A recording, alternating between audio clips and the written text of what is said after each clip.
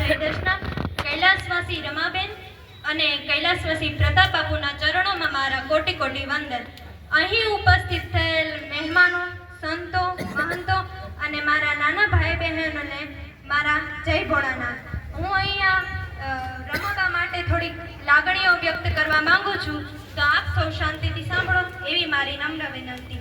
આદરણીય દાદી, આજે હું અહીંયા ઊભી છું અને મારા હૃદયમાં તમારા માટે ઘણી બધી લાગણીઓ અને યાદો ભરાઈ ગઈ છે અને આંખોમાં તમારા માટે અનહદ પ્રેમ અને શ્રદ્ધાના આંસુ છે। દાદી, તમે ફક્ત મારા પરિવારની દાદી ન હતા, પણ અમારા જીવનનો એવો પ્રકાશ હતા જેની ચમક હંમેશા અમને યાદ બતાવશે। તમારી હૂંફ, તમારો અપાર પ્રેમ, તમારી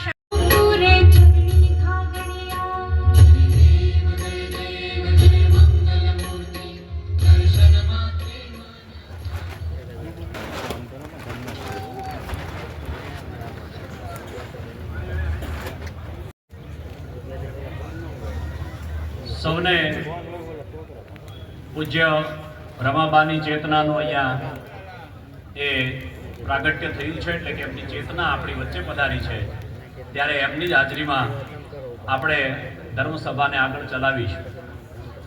જ્યારે એમની ચેતના જ અહીંયા પ્રગટ થઈ ગઈ છે, 12 દિવસ પહેલા એમણે આપણી વચ્ચેથી એ વિદાય લીધા બાદ ફરીથી એ આપણી ચેતનાનું પ્રાગટ્ય કર્યું છે, ત્યારે આપ સૌએ બધાએ તમારી સમયની અનુકૂળતા પ્રમાણે કોઈ આજે પધાર્યા છે, કોઈ એના પહેલા પણ દિવસો દરમિયાન આવ્યા હશે દુઃખમાં ભાગ લેવા માટે, શોકગ્રસ્ત પરિવાર જે છે એમને સાંત્વના આપવા માટે પધાર્યા હશે, પણ છતાં આજે ફરીવાર જે પ્રથમવાર પધાર્યા છે એ અને ઘણી બધી વાર જે દુઃખમાં ભાગ લેવા આવી ચૂક્યા છે એ બધા સૌની હાજરીમાં અને ખાસ કરીને સાધુ સંતો અહીંયા સ્ટેજ પર બિરાજમાન છે, ત્યારે એમની હાજરીમાં આપણે એ ચેતનાને આજે મૌન શ્રદ્ધાંજલિ માત્ર 2 મિનિટ માટે એ આપણે સૌ પોતપોતાની જગ્યાએ બેસીને એ આપણે એમની ચેતનાને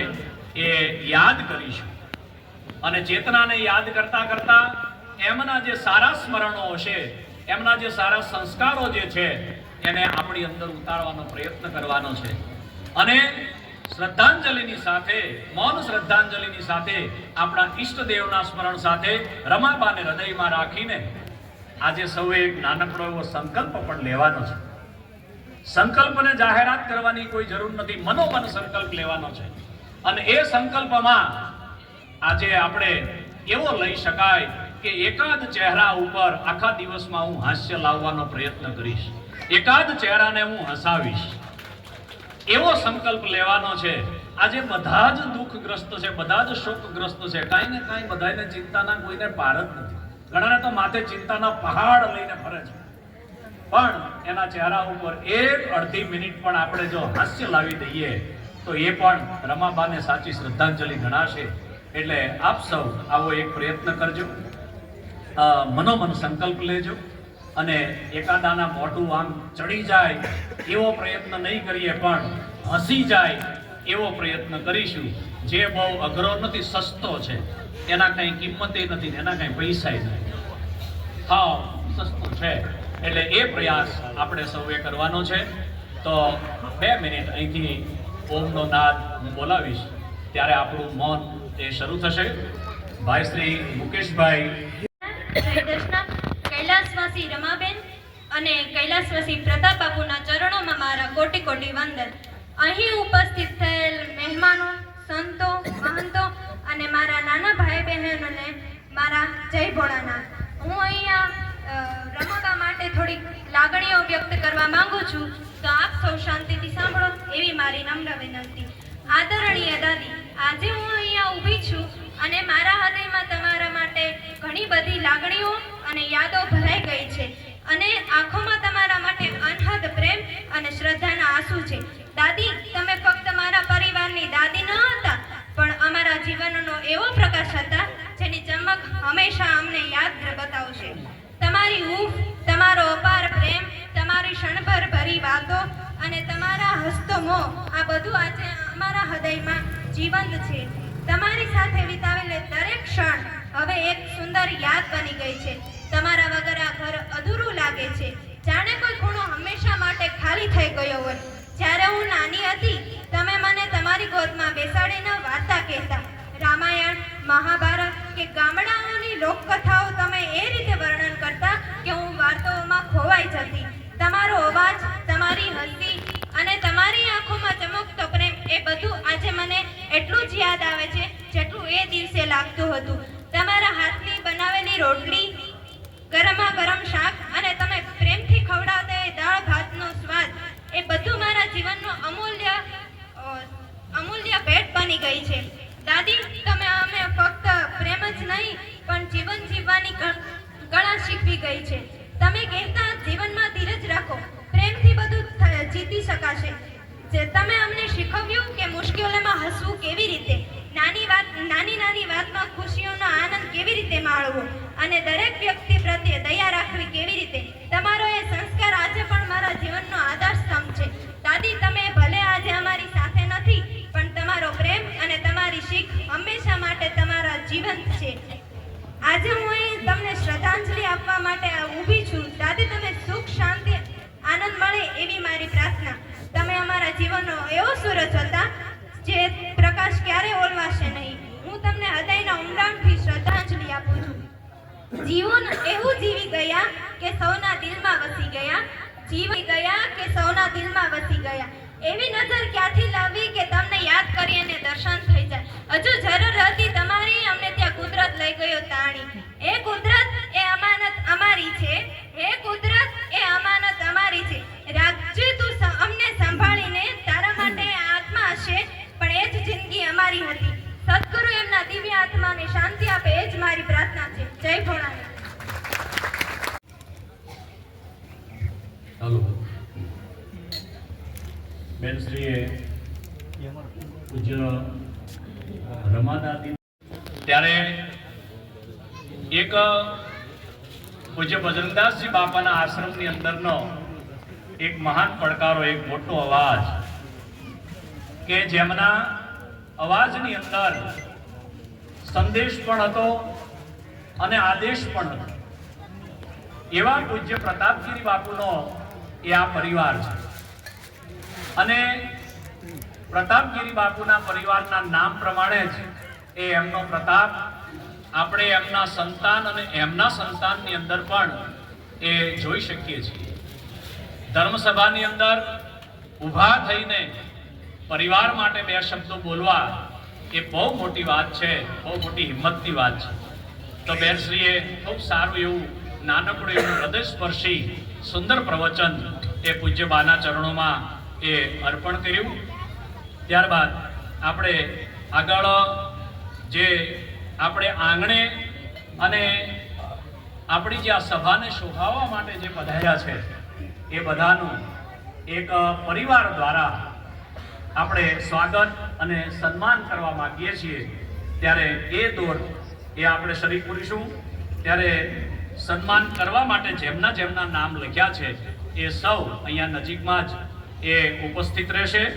એટલે આપણું કાર્ય થોડું એ ઝડપથી અને વ્યવસ્થિત ચાલે.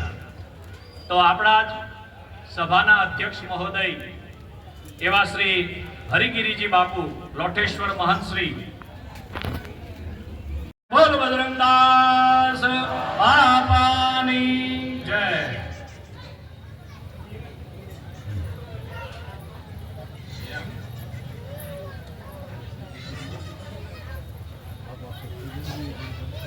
આપણી વચ્ચે દશનામ ગોસ્વામી સમાજ બગદાણાના તમામ સારા અને નરસા પ્રસંગોમાં જેમની સતત હાજરી અને સહયોગ હોય છે એવા કરણાભાઈ સાહેબ, રાજ્ય શ્રેષ્ઠ શિક્ષકનો એવોર્ડ જેમને પ્રાપ્ત થયો છે એવા કરણાભાઈ ભમ્મર સાહેબ પણ આપણી વચ્ચે ઉપસ્થિત છે. ત્યારે એમનું પણ સન્માન કરવા માટે પરિવારના દર્શનગીરી બાપુ એ કરણાભાઈ સાહેબનું એ સન્માન કરશે. ભાગવાની વિધિમાં આ વેવાય વેલા આગળ આવે. બીજું આપણા સમાજની જે એક બીજી પરંપરા રહી છે એ મુંડકણા પ્રથા જે જમાઈને આપતા હોય છે, તો એમણે એ પોતાની રીતે એ આપવાની છે. અને બીજી દોહિતર એમની વિધિ પણ પરંપરા પ્રમાણે એ પણ બહેનો દીકરીઓ એ એમની રીતે એમની અનુકૂળતાએ સમય પ્રમાણે એમના શબ્દોને એ સાંભળીશું. મુંબઈથી યોગેશભાઈ સાગરસિંહ જેઓ ધારાસભ્ય પણ છે અને આપણા ગુરુ આશ્રમ બગદાણાના પૂજ્ય મંજી દાદાની ગેરહાજરી પછી એ મેનેજિંગ ટ્રસ્ટી પદ શોભાવી રહ્યા છે. તો એમની એ શ્રદ્ધાંજલિના શબ્દ પુષ્પો એ આપણે સાંભળીશું.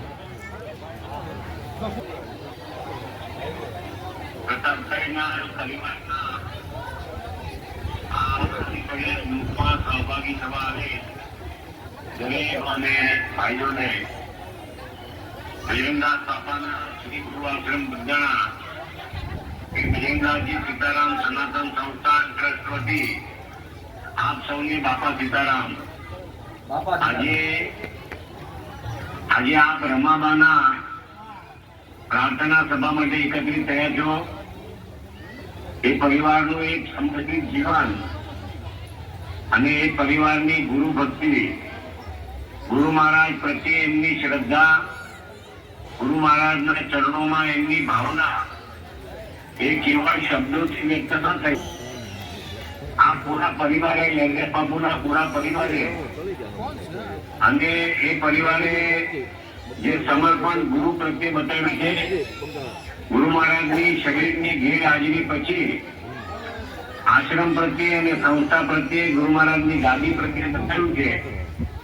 આવું ઉદાહરણ જે જોઈએ મળે કેવળ એક 5 ભાઈઓનો પરિવાર નહીં, પણ એમના છેવટના દરેક સંતાનો સુધી જે આજની પેઢીના છે એ આશ્રમની સેવામાં અવિરત ઉભા રહ્યા. આજે આશ્રમ પાસે જે કઈ બી સ્વયંસેવકોની વ્યવસ્થા છે એ ગુરુ મહારાજના ભજનના તબને હિસાબે છે. પરંતુ બાપાશ્રીના શરીર શાંત થયા પછી આ પરિવારે પોતાની સમર્પિતતા, ખાસ કરીને પ્રતાપ બાપુએ, મોહનભાઈએ, મહારાજભાઈએ અને એમના દરેક પરિવારે જે એમની સમર્પિત ભાવના દેખાડી છે એનાથી આશ્રમ ખરેખર ગર્વ અનુભવે છે. પ્રતાપ બાપુ ગુરુ મહારાજના સાનિધ્યમાં મને રામાયણનો પ્રસંગ યાદ આવે છે કે જ્યારે રાવણનો લંકામાં પરાજય થયો અને વિભીષણ એમના પરિવારના મૃત્યુ પામેલા સભ્યોને રામની ઓળખ આપે છે. રામ એમને ઓળખાવે છે રામને કે આ ફલાણા છે, આ દીકરા છે. રામ એમના મોઢેથી નામ બોલે છે અને સ્વર્ગમાં મુક્તિ પામે છે. જે રામની વિરુદ્ધ લડ્યા અને રામની વિરુદ્ધ લડ્યા પછી કેવળ રામે એમના નામનો એકવાર ઉચ્ચાર કર્યો તો એ સ્વર્ગમાં ગયા. જેટલી વાર જગતના લોકો ભજનદાસ બાપાને બાપા બાપા ભજનદાસ બાપા બોલાવે તો બાપા સ્વયંની હાજરીમાં પ્રતાપ, હે પ્રતાપ, હે પ્રતાપ આવા હજાર વાર બાપા બોલ્યા. એ પરિવાર ખરેખર સર્વને લાયક છે. એ પરિવારની સેવા અને પ્રતાપ બાપુનું દિવસ રાતનું ગુરુ મહારાજના પ્રત્યે જે સેવાનું કાર્ય હતું એ એમના પરિવારે ખરેખર ભોગ લીધો હોય ત્યારે શક્ય બને. અને એટલા માટે આ મૃત્યુ કેવળ મૃત્યુ નથી, આ ગુરુ મહારાજની સમીપ લઈ જવાનું, આજે શિવની સમીપ લઈ જવાનું એકમાત્ર નિમિત્ત કારણ બન્યું છે. આ પરિવાર માટે ગુરુ આશ્રમ જે કઈ વ્યવસ્થા કરવી પડે, જે લાગણી કરવી પડે એ આખા આ પરિવાર માટે કરવા માટે તૈયાર છે.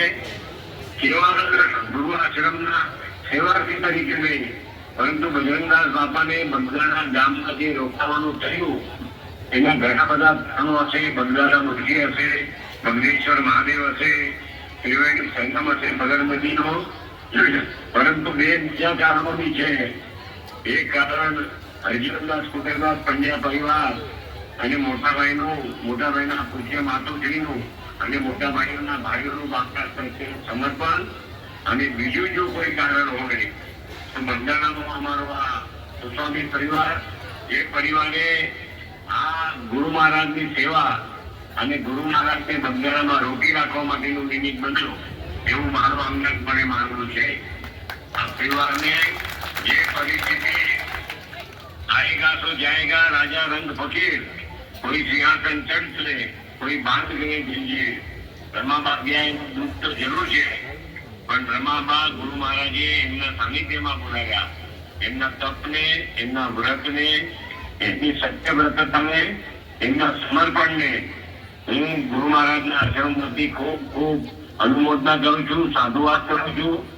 અને હું પ્રભુને પ્રાર્થના કરી સદગુરુદેવના ચરણમાં કે આ પરિવારને બાપા ખૂબ ખૂબ રાજી રાખે, ખૂબ સ્વસ્થ રાખે, ખૂબ સંપન્ન કરે અને હવે આ પરિવારની સેવા, આપતા પરિવારની એ સેવા ગુરુ મહારાજ કાયમ સદગુરુજી મગીરનાથ બાપુ ગુરુઆશ્રમ અને આ બધા સ્વામી પરિવારના ભાઈઓના પુત્રો કોઈ દીકરી એક સાબે ઉભો રહેશે એટલું આપ સૌને ગુરુ મહારાજના આશ્રમમાંથી આશ્વાસન આપું છું.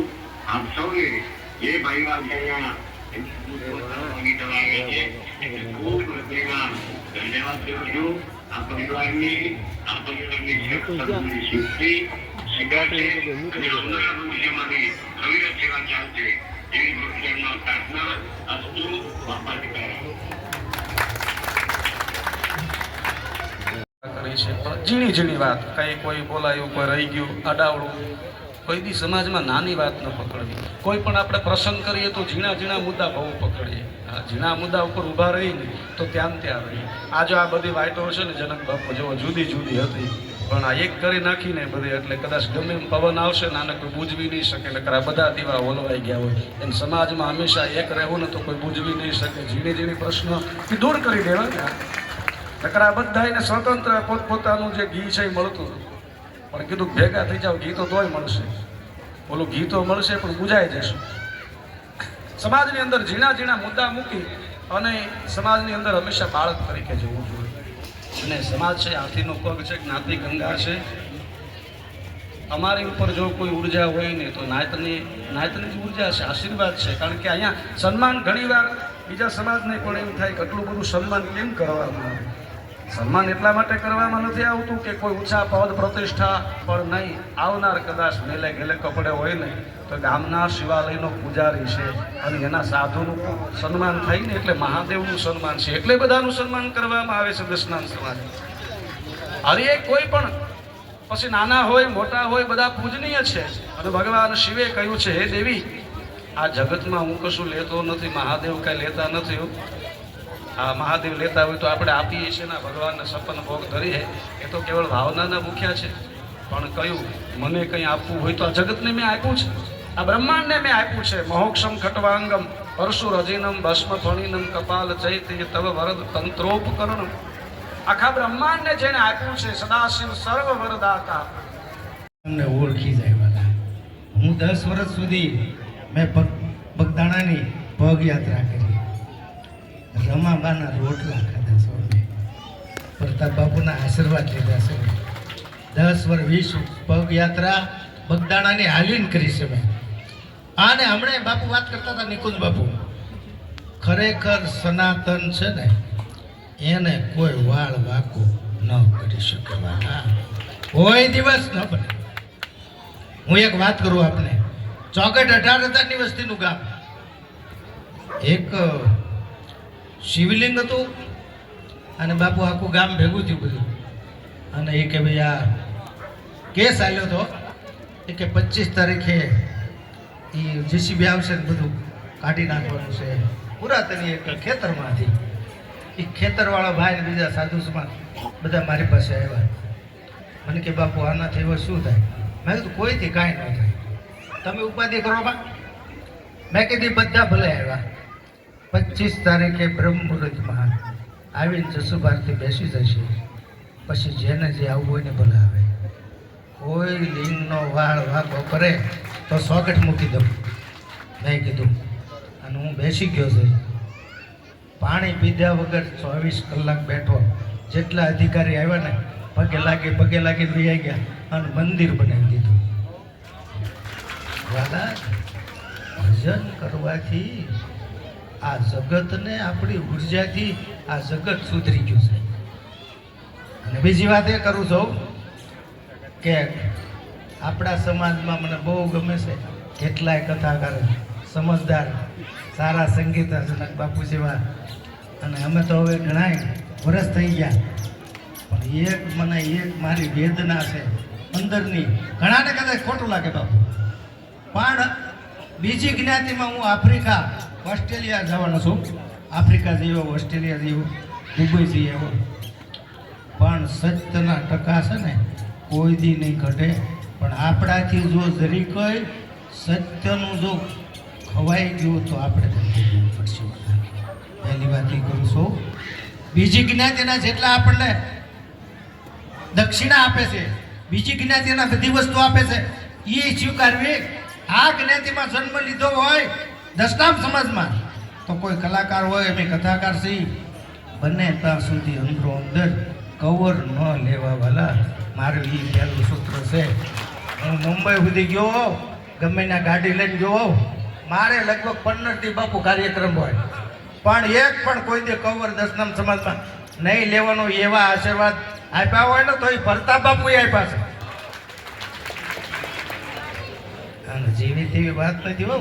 આ પોપાબાઈનું રાજ નથી. ભક્તિ કરવી ને એ તો તલવારની, ખુલ્લી તલવારની ધાર ઉપર હાલવા જેવું છે. ક્યારેક અખતરો કરજો બાપા, કોકના વિસી કરડે ફોન કરજો 2 મિનિટમાં, જો ઉતરી જાય તો જ જસુ ભારતીને ફોન કર્યો માનજો. અને મારી બાજુમાં ગૌતમગીરી બાપુ બેઠા છે, એને ખબર છે ગમે એવું હોય બાપુ, દશનામનો દીકરો છે ને એને મહારાજ લાગે. મહારાજ કોઈ દે નારાજ નહીં, અને નારાજી મહારાજ નહીં. કોઈ દી ન બને, ક્યારેય બીજો વિચાર નહીં કરવાનો. અને હા, હું બહાર હતો બાપુ, નકર મારે ધૂપે પણ આવવું પડે. અને રમાબા છે ને, હું તમને જાહેરમાં એટલું કહું કે મારી જનેતા જેટલો મને પ્રેમ આપ્યો છે. આજ દશનામ સમાજમાં જસુ ભારતીને બધા બોલાવે છે. જસુ ભારતીનું મોટું નામ નથી, આવા રમાબાન પ્રતાપ બાપુએ માથે હાથ મૂક્યો છે ને, એ મારી એની ઉર્જા છે ને, જીવું ક્યાં સુધી હું ન ભૂલી શકું. અને કથા અહીંયા કથા છે એવું મને ફોન આવ્યો હતો, પણ કદાચ શિવરાગીરી બાપુની કથા છે. અને જે કાંઈ કથા હોય તે, પણ જ્યારે મારી જરૂર પડે ત્યારે હું આપના પરિવાર હારે સમૂહ લગ્નમાં પણ હતો. અને બજરંગદાસ બાપાને આપને બધાને ખબર છે, હું સદગુરુ તરીકે બહુ જ માનું છું. મહિનામાં 2 મહિના હું આવું છું, પણ બ્રહ્મ મુહૂર્તમાં બાપુની ભારે જાય તો પરાને લઈ જાય, નકર દર્શન કરીને હું જતો રહું છું. કોઈ દિવસ કોઈ મંદિરોમાંથી પણ ભેટ પૂજા નથી લેતો વાલા. ઘણા પછી મને કહે બાપુ તમે જાહેરમાં કહો. મેં કીધું મારા એકનું કહું, તમે લઈ લો તમને. હું તો બ્રહ્મચારી છું, અને મારે કાગળને પ્રેમ નથી કરવો, તમને પ્રેમ કરવો છે. અને માં છે ને, માં એ તો માં છે વાલા, બાકી બધા વગડાનો વાત. અને હું તમને એટલું કહી દઉં વાલા, જેને માતા પિતાની, આ જનક બાપુએ માતા પિતાની સેવા કરી છે ને, એમાં 33 કરોડ દેવતા રાજી રહે વાલા. માં છે ને એ પાર્વતીજી છે, પ્રતાપ બાપુ છે ને એ શિવ છે વાલા. એટલે હું એટલું ચોક્કસ કહી દઉં. અને એક દશનામ સમાજનું મોટું કામ બાપુ કે હું વૃદ્ધાશ્રમમાં ઘણી વખત પ્રવચન આપવા જાઉં, પણ મેં ક્યારેય દશનામના વડીલ વૃદ્ધાશ્રમમાં નથી જોયા. એ આપણી મોટામાં મોટી પરંપરા છે અને મોટા મોટી ભક્તિ છે વાલા. જોકે આ ઘણા એમને એમ કે પેલા ભાઈ કથાકાર માયક ન મૂકે, તમારી વાત આશીષ છે. મારી પાસે જનક બાપુ બાકી છે, અમે તો 7-8 કલાક બોલતા હોય, પણ મને ખબર પડી ગઈ હવે બસ ભવસાર ન બોલાય. તો આપને બધાને રમાબાના ચરણમાં મારા કોટી કોટી વંદન, પ્રતાપ બાપુના ચરણમાં કોટી કોટી વંદન. આપ બધા બેઠા છો, બધાના ચરણમાં મારા કોટી કોટી વંદન. ભાઈઓ બહેનોના બધાના બસ એટલું કહી જય ભોળાનાથ દશનામ વિરમું. આભાર બાપુ. ત્યારબાદ આપણી વચ્ચે એક શિવ કથાકાર શ્રી રોનકગીરીજી અરવિંદગીરીજી પધાર્યા છે બાટડાથી. તો પરિવાર દ્વારા એ સન્માન કરવા માગે છે પરિવાર, તો એ એમનું સન્માન કરશે. ત્યારબાદ આપણા સુખ અને દુઃખમાં ભાગીદાર સદૈવ જે રહ્યા છે એવા ગોસ્વામી સમાજને જેમણે હૃદયમાં રાખ્યા છે એવા કરણાભાઈ સાહેબ એ અહીંયા આવી અને શબ્દ પુષ્પાંજલિ અર્પિત કરશે. પત્રિકામાં મહાપ્રસાદનો સમય 7 કલાકે લખેલો છે, એટલે એને હજી વાર છે. હા, એટલે હમણાં મેં એ પત્રિકા જ જોઈ તો એમાં 7 વાગે લખ્યું છે, એટલે કોઈ ઉતાવળ કરી જ ન શકે, પ્રોટોકોલનો ભંગ